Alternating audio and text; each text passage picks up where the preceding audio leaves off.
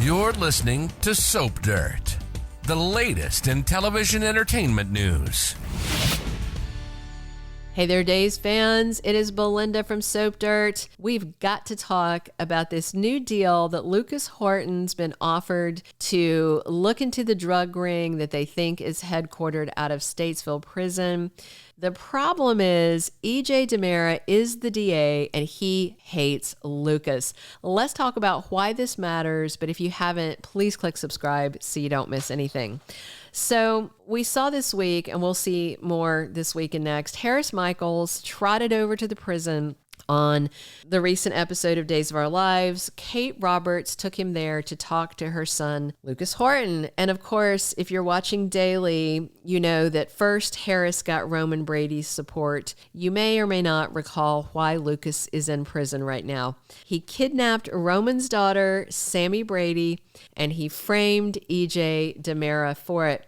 In fact, the guy who is the current DA spent some quality time in that same prison for the kidnapping, which he did not do. He's done plenty of other things, but that crime he did not do, but he did the time. He had been set up by Lucas with a little help from Chad DiMera, if I recall correctly. So with Roman's buy-in, the Brady pub owner talked to Kate, and she decided she'd take Harris out to Statesville to talk to Lucas. The thing is, Lucas has been a police informant before. That was when he was in prison back in the late 2000s for shooting EJ in the back while he was getting ready to marry Sammy Brady. And Lucas got 10 years in prison that time, but he made a deal with the feds back then. He agreed to go to a maximum security prison undercover as an informant and get info on drug trafficking in Salem. That was in 2008. It's a lot the same plot we're having right now with many years between them. But this time around, Lucas is dealing with local law enforcement, not the feds. So back then, Lucas got the info they needed, but his cover as a CI was blown and he was beaten severely. But he delivered and they commuted the rest of his sentence, so he got out of prison, like 9 years before he should have. So this time, though, it's going to be trickier because EJ is involved. So right now, Lucas is on the fence about putting his life on the line to work for law enforcement again. Kate and Harris talked to him, and it's definitely a tempting offer. But this time, Lucas doesn't have that long left on his sentence. He doesn't have the better part of a decade. He's got, a few months left on his sentence for kidnapping his ex-wife, Sammy. The bottom line is Lucas knows if he agrees, his life is literally going to be on the line. He's been there. He's done that. He got the t-shirt from when he was beaten up. He is behind bars at Statesville with nasty, nasty men, one of which is Clyde Weston, and Harris won't be there to protect him. So at first, Lucas just rejects the deal out of hand, tells Harris to kick rocks, find another sucker.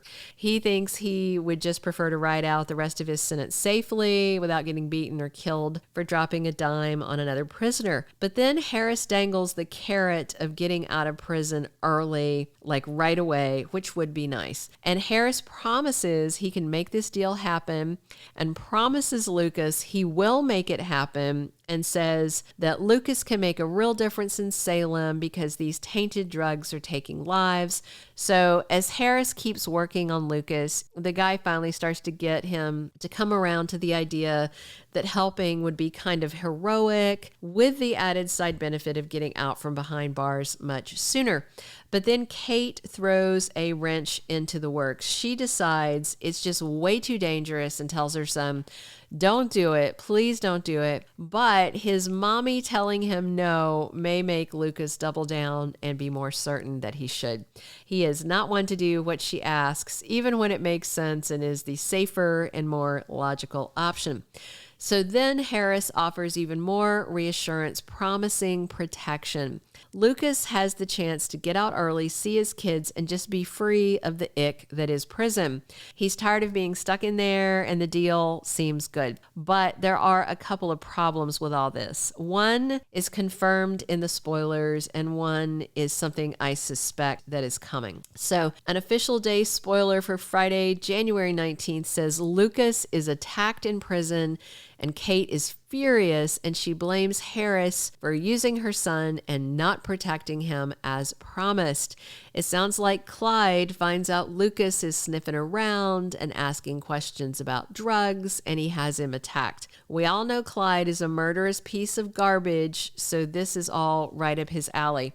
But here's the other issue that I suspect could crop up. Remember, EJ's running around power mad right now, using his position as district attorney to screw with people. He's got Gabi Hernandez DiMera behind bars instead of letting her out on bail. He's punishing Tate Black for something he definitely didn't do. He's charging Tate as an adult with nothing but a crumb of circumstantial evidence against the kid. He revoked his bail, and now the kid's been attacked in jail.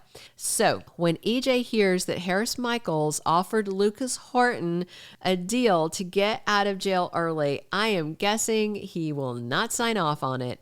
Now, of course, Harris gave his word, but in the real world, the offer always has to be approved by higher ups before a cop can dangle something like that. Paulina Price did task Harris to deal with the drug issue, so he probably felt okay making the offer. But the bottom line is an offer like that has to have the approval of the district attorney before you can proffer it.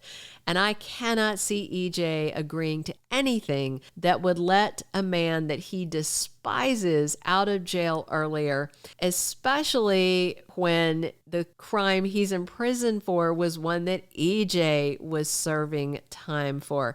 And I just can't imagine EJ's going to let this fly, even if the whole thing means finding out who's running the drugs that almost killed his stepdaughter, Holly Jonas. We'll see how it goes, but EJ's not exactly being rational or easy to deal with right now. He's using his position as DA like a weapon and flogging anybody he dislikes, but I suspect Harris would probably go around EJ and straight to the mayor if Lucas gets good info before he's attacked. So we'll just have to wait and see how it goes.